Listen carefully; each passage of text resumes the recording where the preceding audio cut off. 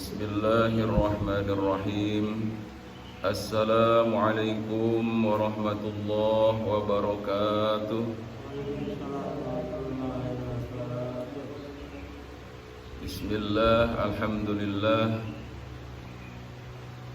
alladzi an'ama alaina bi ni'matil iman wal islam. Asyhadu an la ilaha illallah wahdahu la syarika lah al-malikul ghaffar wa asyhadu anna muhammadan abduhu wa rasuluhu sayyidul khalaiqi wal bashar. Allahumma salli ala nuril anwar wa siril asrar wa tiryakil aghyar wa miftahi babil yasar sayyidina muhammadanil mukhtar wa alihil athhar wa ashabihil ahyar adada ni'amillahi wa ifdalihi, amma ba'du.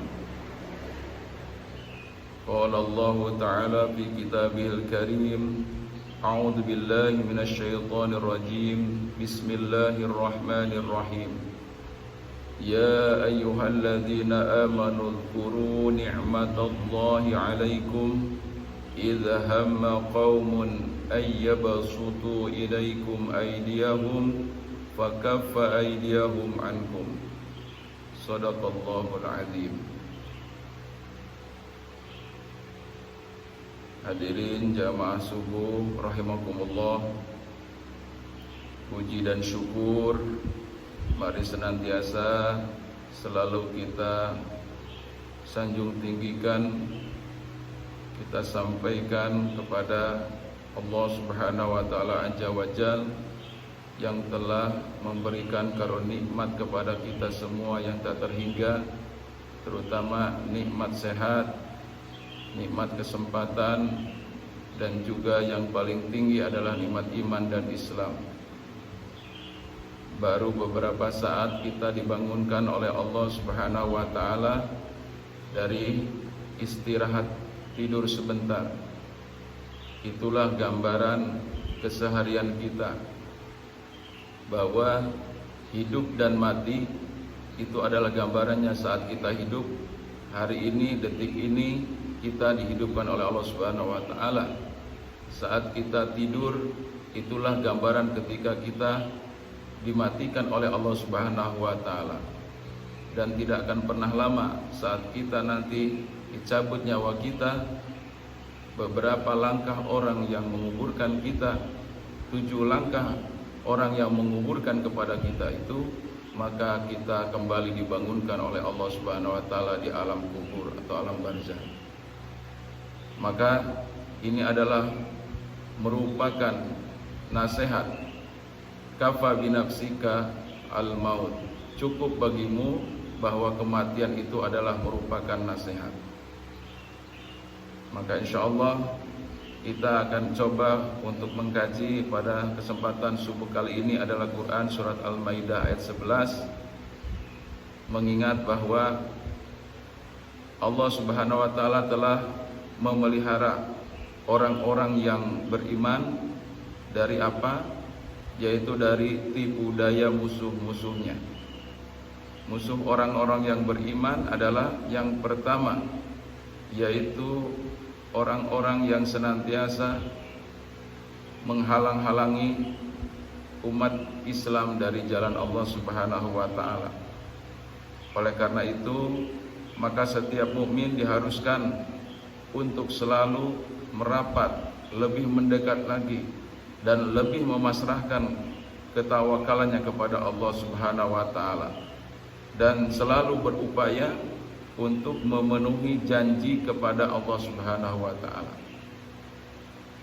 Maka dalam ayat yang lain dikatakan, wa idza sa'alaka ibadi anni fa inni qarib ujibu da'watad da'i idza da'an falyastajibu li wal yu'minu bi. Jadi apabila kita mendekat kepada Allah Subhanahu wa taala sejengkal, maka Allah Subhanahu wa taala akan lebih dekat lagi kepada hambanya, min hablil warid, lebih dekat daripada urat leher. Oleh karena itu, kalau mau dikabulkan terhadap apa yang kita minta kepada Allah Subhanahu wa taala, falyastajibu li wal yu'minu bi. Maka hendaklah kita memenuhi segala apa yang diperintahkan oleh Allah Subhanahu wa taala dan betul-betul yakin kepada Allah Subhanahu wa taala, wal yu'minu bi la'allahum yarshudun. Dengan demikian insyaallah kita akan mendapatkan petunjuk hidayah dari Allah Subhanahu wa taala. Tadi dikatakan dalam Quran surat Al-Maidah ayat 11, ya ayyuhalladzina amanu, wahai orang-orang yang beriman, udhkuru ni'matallahi alaikum, ingatlah kamu akan nikmat Allah yang diberikan kepadamu. Idhamma qaumun ayyabsutu ilaikum aydiyahum, di waktu suatu kamu bermaksud hendak menggerakkan tangannya kepadamu untuk berbuat jahat, fa kaffa aydiyahum ankum, maka Allah menahan tangan mereka dari kamu. Inilah janji Allah Subhanahu wa taala, memenuhi janjinya kepada kita semua selaku orang mukmin yang selalu ingat kepada nikmat Allah. Dalam artian ingat kepada nikmat Allah Subhanahu wa taala itu langsung kita aplikasikan, kita apresiasikan. Yang pertama adalah dengan ungkapan syukur, dengan ucapan lisan kita. Jadi saat kita bangun tidur misalnya, jarang orang itu mengucapkan alhamdulillahilladzi ahyana ba'dama amatana wa ilaihin nusyur. Segala puji hanya milik Allah Subhanahu wa taala. Ahyana, yang telah kembali membangunkan, menghidupkan kembali dari istirahat sejenak. Ba'dama amatana, setelah kita tidur, bahwa tidur itu menurut dokter merupakan satu istirahat yang paling sempurna. Yang bekerja hanya denyut jantung aja. Yang bekerja hanya denyut jantung. Sedangkan yang lainnya itu adalah saraf-saraf semuanya, saraf otak kita tidak berpikir. Kalaupun kita barangkali mimpi, itu sebenarnya karena kita ditegur oleh Allah Subhanahu wa taala, ya. Karena kita tidak berdoa, tidak berlindung kepada Allah. Maka sebelum tidur itu wajib kita mengingat kepada Allah. Nikmat-nikmat Allah yang telah diberikan sebelum tidur itu apa aja. Minimal kita baca istighfar 3 kali, baca kulhu 3 kali, kul a'udzu birabbil falaq 3 kali, kul a'udzu birabbin nas 3 kali. Lalu kita baru tidur. Tidur itu artinya kita nggak ingat. Nah, seperti itulah nikmatnya kita tidur. Bahkan ada orang kalau cirinya orang tidur itu ngorok. Nah, kalau orang itu tidur ngorok, berarti orang itu sedang tidur nyenyak.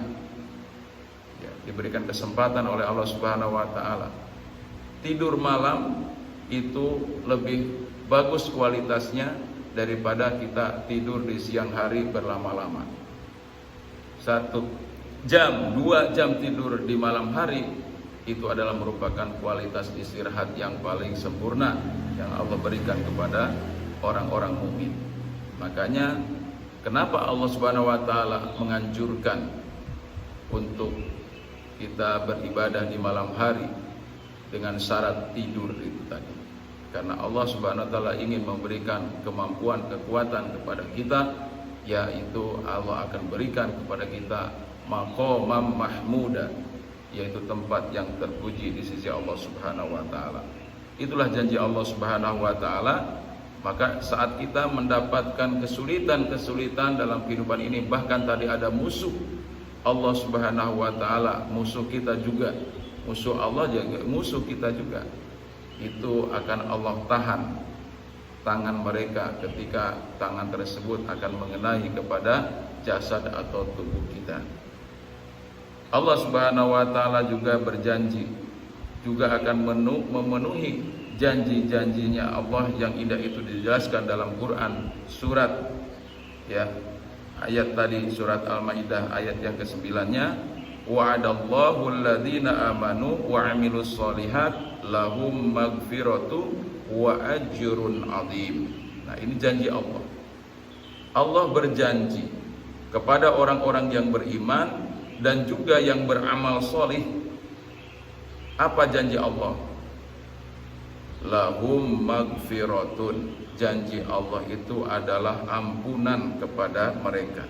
Wa ajrun azim, bukan hanya sekedar ampunan, tapi ditambah dengan pahala yang besar, pahala yang agung. Nah, inilah janji Allah kepada orang-orang yang beriman. Jadi yang beramal soleh, iman dan amal soleh ini adalah seperti dua sisi mata uang. Dua sisi mata uang. Jadi jarang kalau kita ngelihat uang itu, baik uang kertas ataupun uang logam, hanya sebelah gambarnya. Jarang. Barangkali itu bahkan disebut dengan uang palsu. Nah, itu ya. Jadi apa maksudnya? Kalau orang beriman tanpa beramal soleh, ya nggak sah keimanannya. Sebaliknya, orang yang beramal soleh tidak dilandasi dengan keimanan, juga nggak nyambung kepada Allah. Jadi dua-duanya itu harus sinergi. Semakin iman kita kepada Allah Subhanahu wa taala, derajatnya semakin tinggi, kemuliaan itu akan didapat oleh orang-orang yang beriman yang didasari dengan amal soleh. Jadi iman itu adalah mahwal iman. Iman itu tasdikun bil qalbi, dibenarkan dengan hati. Yakin kepada Allah Subhanahu wa taala, yakin juga kepada ciptaan Allah Subhanahu wa taala yang lainnya yang digaibkan oleh Allah Subhanahu wa taala, termasuk para malaikat, termasuk juga adalah setan sebagai musuh nyata bagi kita yang juga dengan kehendak Allah Subhanahu wa taala diberikan kesempatan untuk selalu hidup sampai nanti hari kiamat. Dan dia juga mohon izin kepada Allah yang mulia yang agung, ya Allah, izinkan aku untuk menggoda anak cucu Adam sampai hari kiamat. Maka dengan sempurna Allah Subhanahu wa taala memberikan izin kepada iblis tadi sampai hari kiamat. Nah, itu harus kita yakini, kita percayai bahwa apa yang menjadi upaya daripada setan untuk menggoda, untuk menjerumuskan kepada manusia dan menjadi kawannya nanti di akhirat itu di dalam neraka sebanyak-banyaknya, itu pun sudah mendapatkan izin, mendapatkan restu dari Allah Subhanahu wa taala. Apatah lagi kita yang memohon kepada Allah Subhanahu wa taala agar terlepas dari godaan dan musuh-musuh Allah Subhanahu wa taala itu. Kalau kita mau berupaya, mau berusaha, pasti Allah pun lebih mengizinkan. Tapi ikhtiar kita barangkali, ya kesabaran kita tentunya di sini bukan hanya sekali cukup satu kesabaran. Jadi harus banyak sabar-sabar kita. Ya insya Allah dalam rangka untuk amar ma'ruf, nahi mungkar, mengajak kepada kebaikan dan juga mencegah daripada kemungkaran dalam kehidupan ini syarat mutlak daripada orang-orang yang beriman. Dan itu adalah merupakan bukti bahwa kita mengingat nikmat Allah Subhanahu wa taala. Semoga Allah Subhanahu wa taala selalu melindungi kita, dan janji-janji Allah Subhanahu wa taala tadi, janji-janji Allah yang indah tadi, terutama adalah ampunan kepada orang-orang yang beriman, dan atas kesabarannya dan juga atas segala macam jerih payahnya dalam kehidupan ini, dalam memenuhi segala aturan-aturan Allah Subhanahu wa taala, dan juga sabar ketika kita melihat kemungkaran-kemungkaran kita tidak ikut di dalamnya. Demikian barangkali kuliah subuh, tausiah subuh yang disampaikan pada kesempatan ini. Mudah-mudahan Allah Subhanahu wa taala tetap memberikan perlindungan kepada kita dari musuh-musuh Allah Subhanahu wa taala. Mari kita tutup dengan bersama mengucap lafaz hamdalah dan doa kifarat majelis. Alhamdulillahirabbil alamin. Subhanakallahumma wa bihamdika asyhadu an la ilaha illa anta astaghfiruka wa atubu ilaik. Assalamualaikum warahmatullahi wabarakatuh.